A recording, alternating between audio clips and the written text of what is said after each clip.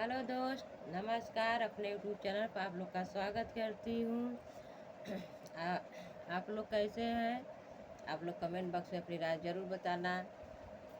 इस समय तो मतलब मौसम चेंज है, मौसम आ गया बारिश का। जो गर्मी में सब घमौरियाँ मौरियाँ हो रही थी वो लोग तो सब ख़त्म हो गई। मौसम चेंज होते हुए तुरंत सब कुछ मतलब सही हो गया। इस समय भी हमारे तरफ तो मतलब बदली है। बारिश तो मतलब 2 दिन पहले 3 दिन पहले हुआ था, लेकिन अब तो बारिश का मौसम ही आ गया। अब कजरी सब लोग सुनेंगे, लेकिन इस समय हम आपको कजरी नहीं सुनाएंगे। नाच गीत देहाती बहुत अच्छा बहुत सुंदर सुनाएंगे। पति लोग बाहर जाते हैं, सब बोलते हैं कि हम जा रहे हैं, तो ठीक है जाइए, थोड़ा मिल कर जाइए।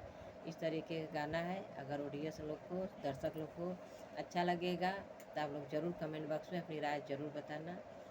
हम आप लोग को बहुत अच्छा बहुत प्यारा सुंदर नाच गीत लेकर आए हैं।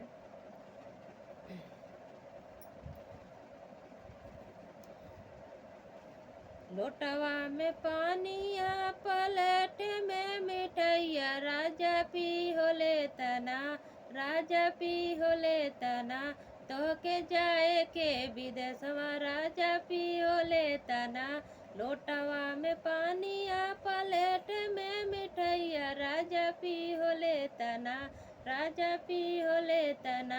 तो के जाए के विदेशवा, राजा पी हो ले तना। छोट की नदिया राजा हाउ दलनवा, राजा मिली हो ले तना, राजा मिली हो ले तना। तो के जाए के विदेशवा, राजा मिली हो ले तना। लोटवा में पानिया पलेट में मिठैया, राजा पी हो ले तना, राजा पी हो ले तना।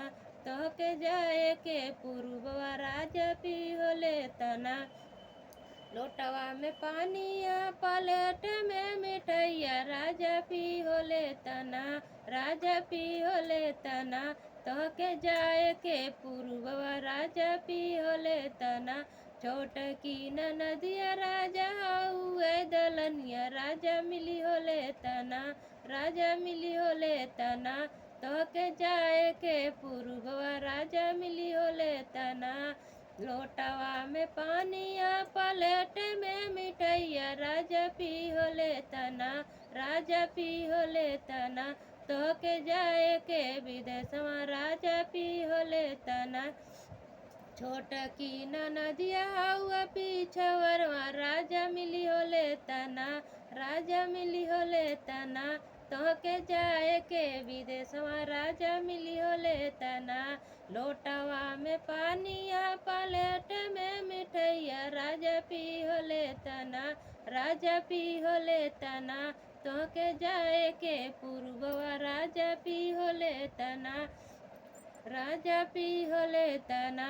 तोर घरवा पीछवारा, राजा छोट की नदिया, राजा मिली हो ले तना, राजा मिली हो ले तना। तो के जाए के विदेशवा, राजा मिली हो ले तना।